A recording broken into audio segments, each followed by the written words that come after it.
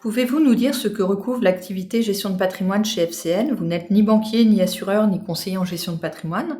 Quel est votre champ d'action, votre savoir-faire? Qu'est-ce qui vous différencie des banques, des assurances, des CGPI? Pouvez-vous nous donner quelques exemples de missions que vous avez pu exécuter? Ce bilan, il se concrétise par quoi? Pour moi, c'est donc un rapport synthétique, détaillé, chiffré, qui va ensuite permettre d'élaborer tout un tas de stratégies, aussi bien pour la transmission de l'entreprise, la transmission du patrimoine, également stratégie de retraite. Et donc, pour moi, c'est vraiment le point d'entrée. Je pense que la bonne connaissance de nos clients va pouvoir nous apporter le conseil personnalisé qu'ils sont en droit d'attendre. Cette stratégie patrimoniale qui va être bâtie, elle va être suivie et adaptée au fil du temps pour ne pas que ce soit quelque chose qui reste lettre morte. Il faut que le projet vive. On peut avoir des aléas, effectivement, dans la vie de notre client. Notre force chez FCN, c'est effectivement d'avoir des juristes avec des connaissances pluridisciplinaires dans les domaines de la fiscalité, du patrimoine, de la transmission, de la donation. Et ça, c'est vraiment indispensable pour réussir ces missions patrimoniales.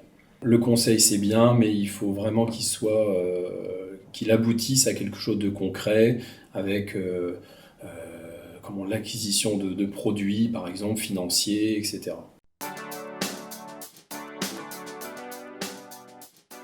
La gestion de patrimoine passe par un audit de la situation familiale, mais aussi par un audit de la situation fiscale, l'IRPP et l'ISF. Il faut aussi avoir des objectifs et avoir une attitude dynamique, et dès lors, on va se projeter, suggérer.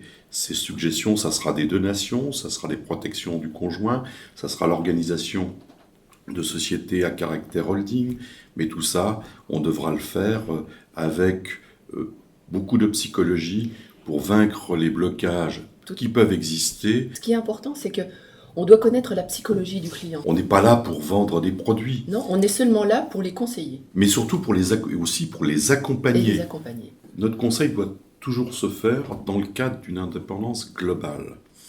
Et cette indépendance globale, elle doit être le fil directeur.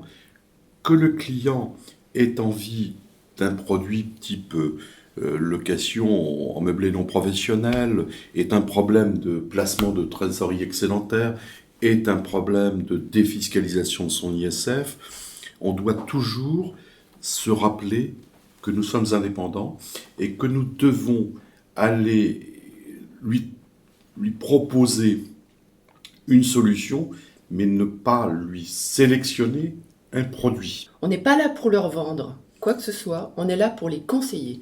Et ça, c'est très important. Les clients gardent une certaine indépendance. À la FCN, on est capable d'entreprendre une très très bonne gestion patrimoniale.